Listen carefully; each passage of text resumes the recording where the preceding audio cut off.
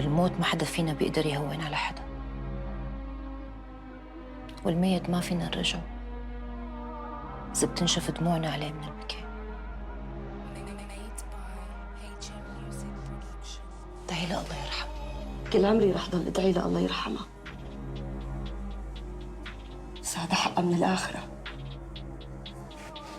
أما حقها من الدنيا أنا بإيدي رح آخذ لها إياه من كل ابن كلب كان السبب بإنها تموت وهي وعم تدافع عني.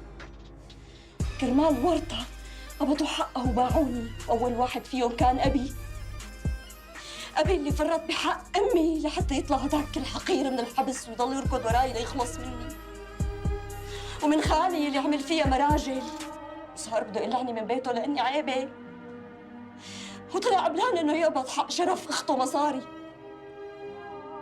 كل هدول أكلوا من لحمة للواء.